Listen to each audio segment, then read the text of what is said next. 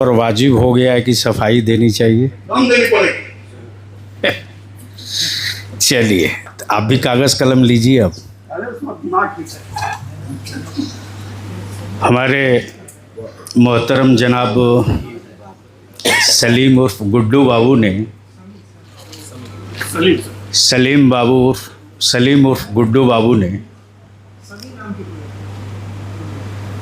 इतना चार्ज किया जिसे लगता था कि मैं ही एमपी हूँ। मुख्यमंत्री का जवाब अब सुन लीजिए ना, हम नहीं चाहते थे कि पार्टी पौवा कहीं इन्वॉल्व हो। और आपको याद होगा हम लोकसभा में कहीं वोट मांगने भी नहीं निकले थे, याद है? बलियावी को राजनीति में एक्सीडेंटल तौर से कब आना पड़ा? हेलीकॉप्टर से घूम रहे थे आप। ऐसे ही 2004 में 1992 में दंगा हुआ भागलपुर का। आपसे कम पीड़ित हम नहीं हैं। और उस वक्त बलियावी की रेख निकल रही थी। और मैं पहला व्यक्ति हूं जो पटना से बुलेट मोटरसाइकिल से भागलपुर गया था। बाद में अल्लामा अरशदुल कादरी हजरत रईसुल कलम पहुंचे। सुनते चलिए। अब वो एक्सीडेंट यहां तक पहुंचा कि पक्का 2.25 साल तक बलियावी इदारे शरिया का रिलीफ कैंप लगाकर राहत और रिलीफ का ही काम नहीं कर रहा था, बल्कि लीगल सेल बनाकर एफआईआर एसपी के हैं रिसीव कराते थे। शायद याद होगा। जैसा कि दस्तूर है कि हर दंगे के बाद एक कमीशन बन जाता है। कमीशन बन गई। जिस भागलपुर में कोबी के नीचे लाश रोपी गई थी, कमीशन बन गई। तमौनी एक गांव मुसलमानों का 22 दिन में जलकर राख हुआ। 22 दिन लगे थे। चकबीर, चकमुनिया, मकरमडी, रसूलपुर, गोपालपुर, कैथा, ये 12 मुफ्ती सुल्तान आप जा चुके हैं, तरछा वगैरह पूरा इलाका। जब जांच कमीशन की रिपोर्ट आई भाई साहब, तो हमारे बच्चे मुजरिम हो गए। और जिस आदमी ने खंती से हामिला बच्चियों को मारा था, वो सोने का मुकुट इसी सोनपुर मेला में पहना था। और पहनाने वाले हमारे वही हैं जिन्होंने पूरी ताकत से समझ लिया था कि ये मियां जाएगा कहां। तब हमको लगा हम तो हार चुके। और ये हैरत होगी जानकर, बाप ने जो जमीन दी थी उसमें से कुछ जमीन बेच के हाई कोर्ट में केस लड़ा था। हफ्ता दिन नींद नहीं आई थी। लेकिन अल्लाह गरीक़ रहमत करे जस्टिस हसनैन साहब का। इरशाद भाई उस वक्त जस्टिस नहीं थे, जज थे। जब मालूम हुआ कि बलियावी इन दिनों फ्रस्ट्रेशन में इस कदर डूब गया है कि सर्दी की रात में इदारे की पुरानी बिल्डिंग में पूरी रात बैठ के रह जाता था। पैर में लहर होती थी, नींद नहीं आती थी। तब उसी एक सैयद फकीर ने मुझसे कहा कि राजनीति में जाओ। मालूम है, जब मैंने कहा कि एक मौलवी क्या बिगाड़ सकता है राजनीति में, उन्होंने कहा सत्ता बदल सकते हो आप। और वही मैंने रामविलास से हाथ मिलाया था। ये मेरी शुरुआत है। पहले, सबसे पहले वक्त पर अगर किसी का पार्टी में रहकर पार्टी के खिलाफ किसी का बयान आया है तो तन्हा बलियाबी कहे किसी और का नहीं है। निकालिए वो सारा पीले कार्ड एनआरसी वाला। सबसे पहले सड़क पर कोई उतरा है तो वो बलियाबी है। 3 तलाक के मामले में बलियाबी को गालियां सुनवाने के लिए लोगों ने अपनी पार्टी के वेबसाइट पर नंबर देकर कहा, यही वोट देकर बिल पास करा दिया। मैं एमपी नहीं था उस वक्त। ये सब कुछ झेलते हुए और ये जो कुछ भी हो रहा है, दिल्ली में क्या हुआ, कैसे हुआ, किस तरह से हुआ, सुन लीजिएगा आप भी, तो आपका भी भरोसा टूट जाएगा। मान लीजिए बलियाबी बिक जाए तो क्या कर लीजिएगा? यह हादसा हुआ है और 2 टुक हादसा हुआ है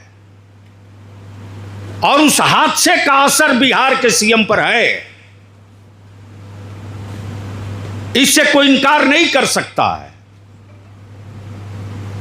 तो हम पूरे देश की जिम्मेदारी तो नहीं ले सकते और हम वोट मांगने भी नहीं आए हैं। अगर इतने ही से मसले का हल हो जाए, सबसे पहले इदारे शरिया ने ऐलान किया था, खबरदार रोड पर नहीं उतरेंगे। पहला ऐलान था। उस पर बहुत सारे लोगों ने कहा यह बुज़दिल है। जब मैं एनआरसी के खिलाफ निकला था, कई ठो मुसलमान मेरी पीठ पर खड़ा हुआ जब मैं इस वक्फ कानून के बिल आने से पहले मुखालफत पर उतरा था। जब मैं पटना की सड़कों पर निकला था तो मेरे लोग छोड़ के भाग गए। ये दिन मैंने देखे हैं, ये दिन मैंने काटे हैं और मुसलमान ही कह रहा ये मौलवी साहब हैं। ये देखें। तो जहां तक अब भी की पोजीशन है, अब रह गई बात, मैं मानता हूं गलत हुआ है पार्लियामेंट में जेडीयू से, मैं एक्सेप्ट करता हूं जी। मेरा कोई खालिक या राजिक नहीं है, मेरा खालिक और मेरा राजिक मेरा रब है। और अवाम में बलियाबी की मकबूलियत या पहचान एमपी एमएलए की नहीं है, मसलक आला हजरत के सिपाही होने की वजह से आज बलियाबी को पूरे मुल्क में लोग जानते हैं और इज्जत करते हैं। उस पहचान को मैं नहीं छोड़ सकता, वो मेरा सिराते मुस्तकीम है। लेकिन क्या हुआ जब सड़क पे निकले? तो हम भी चाहते तो इतना खुल करके डिस्कशन के लिए नहीं, किसी बंद रूम में 150 हज़रत लोगों को बैठा लेते, तकरीर करके चले जाते। तो आपकी बात बिल्कुल दुरुस्त है, लेकिन जिसको आप अपना समझ रहे हैं, अगर वही आपके पीछे गद्दारी कर जाए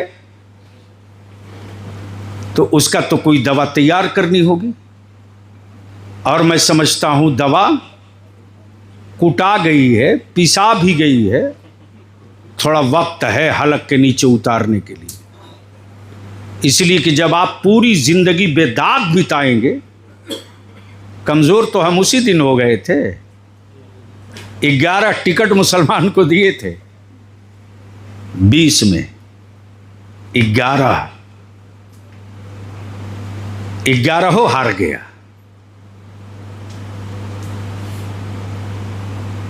इस्तीफा दे देगा जिला अध्यक्ष, प्रखंड अध्यक्ष, क्या हो जाएगा? इस्तीफे का असर उस वक्त पड़ता जहां से मुख्यमंत्री और प्रधानमंत्री चुना जाता है। वो चुनने का राइट प्रखंड अध्यक्ष, जिला अध्यक्ष को नहीं है। अगर 11 में 5 भी मुसलमान जिता दिया होता तो अड़ जाता, बलियाबी हला देता। लेकिन हमें तो इस लायक भी नहीं छोड़ा गया।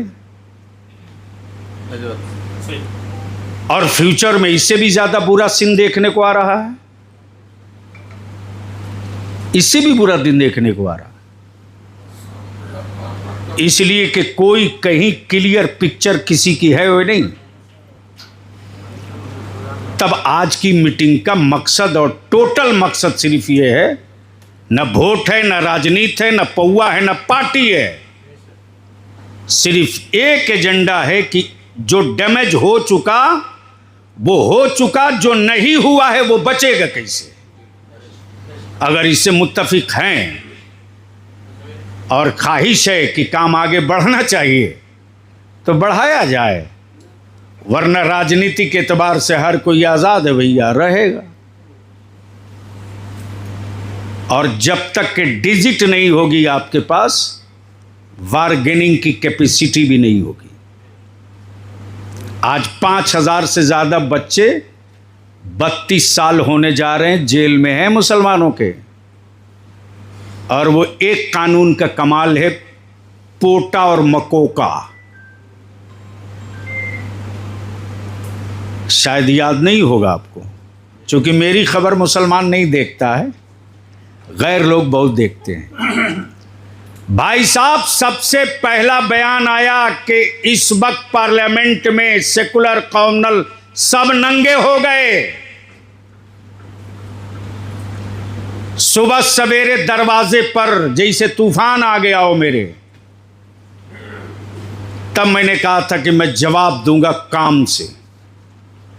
वक्त आ रहा है तो हमारी जो कोशिश है, एक मौलवी की जो कोशिश हो सकती है वो की जा रही है। और आने वाले दिनों में तो अब 4-6 महीना बच गया है, लेकिन मैं जानता हूं कि जहां वन साइड का रिकॉर्ड था, महाराष्ट्र का, हरियाणा का, दिल्ली का, कहीं वही अंजाम बिहार का ना हो जाए। इसलिए कम से कम बैठ करके संजीदगी से, जो जल चुका उस पर पानी मारने से कोई फायदा नहीं है। जो बचा हुआ है उसको कैसे बचाया जा सकता है, आपकी सारी बातें 100% से मुत्तफिक नहीं। जो आप बोले हैं इसको बहुत पहले बलियावी नेशनल मीडिया में बोल चुका है और पार्टी के दिग्गजों के सामने बोल चुका है। लेकिन मैं किसी हाउस का सदस्य तो नहीं हूं कि मेरे वोट से सरकार गिर जाएगी। अगर ये होता तो मैं कर दिया होता। ने रोका था, आप तो इस्तीफा देने जा रहे हैं, जो बैठक और 10 तारीख को, 10 अप्रैल को तकरीबन 350 लोग जमा थे बिहार झारखंड से, और मुंतजिर थे लोग कि क्या होगा। सारे आलिमों ने कहा खबरदार ऐसा अभी मत कीजिए, हमको क्या है, न CBI का डर है, न ED का खौफ है, न IB का चिंता है। चटाई और 2 ठो कुर्ता पैजामा जिंदाबाद, इसी पर जिंदगी